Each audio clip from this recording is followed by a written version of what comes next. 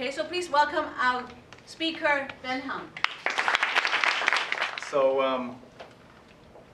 I'm not as young as I look, actually, but playing sports certainly helps, and also eating right. My current company that I'm involved in right now is my 9th company. So I've had 8 companies prior to that. I'm a serial entrepreneur. I really enjoy the art of building businesses and selling them or actually having them acquired. The best case is when I get bought out and then I just move on to the next thing, right? So the reason why I'm a serial entrepreneur and I really enjoy starting new companies is because when I apply for a new job at a company, I get fired very easily. So it's very hard to keep my job. So the only solution to that is to build my own job. But I started my first company. I really got the entrepreneurial bug when I was 14 years old, when I was in grade 9 in high school. And that's really where I started my first company. Because, and how I did that was I was part of an Asian club within my high school. And my high school gave us a budget to hold events for the club. And so I happened to have entrepreneurial-minded friends as well. So we started a small business with the budget that the school gave us. So they supplied the seed capital. What a perfect situation. I didn't have to use my own money. So this is a perfect example of using other people's money. In this case, it was my school.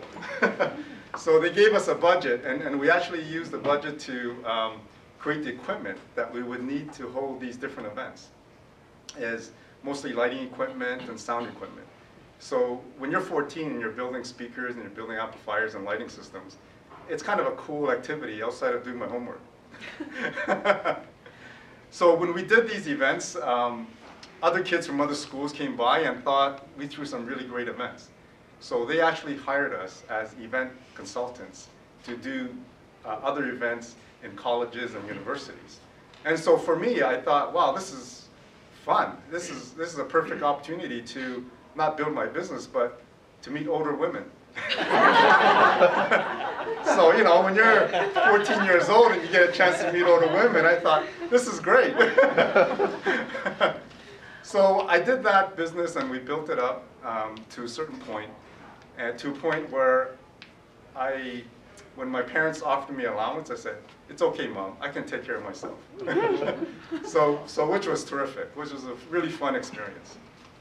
And so what happened after that was that our reputation grew to the point where when I was going to university, we expanded by going into the nightclub industry. So that's when we started doing marketing campaigns for a lot of the nightclubs in Montreal. That's where I'm from. So we built this network and relations with all the nightclubs in Montreal, and we did all their marketing campaigns with their beer companies. So for example, when Coors had the Silver Bullet campaign, we managed that for a lot of the clubs.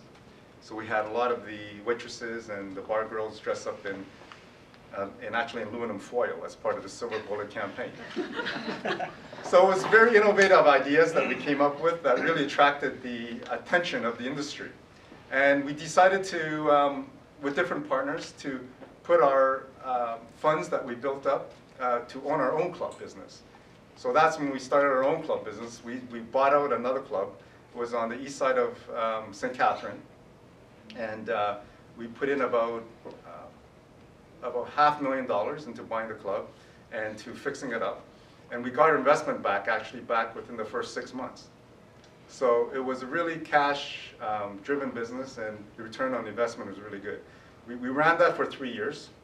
And the reason why we actually sold it was because it was in a section of town where the gay community was very strong.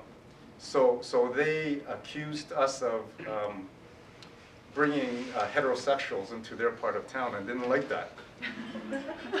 So it was a kind of a strange dynamic in relationship. So because a lot of them knew some high-profile people in City Hall started to harass us. So they would send police and fire marshals to our establishment. The fire marshal would actually do head counts because we had a fire limit to how many people we can actually have in our establishment. And the police would actually start carding people for age, to check their age, to see if they're allowed to drink. And you know, our clients, they came to our establishment to have a good time. They weren't there to get harassed. So we decided to sell our establishment before we wrote it down to zero.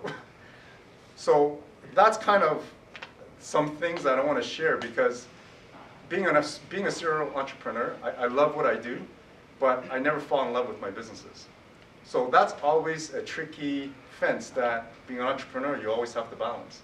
Because some entrepreneurs, they love what they do, but they also fall in love with their businesses.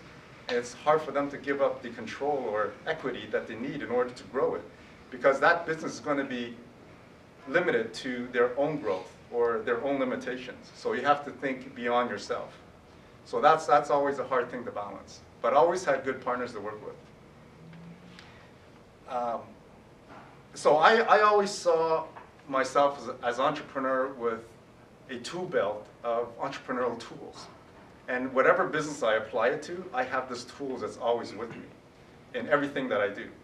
To the point where in 2000, when I came to Toronto, I was introduced to NAP, which Sarah had mentioned, the North American Association of Asian Professionals. And that was a time when I thought that, okay, giving back to the community and younger generation might be a good way for me to divest myself and to build my center of influence.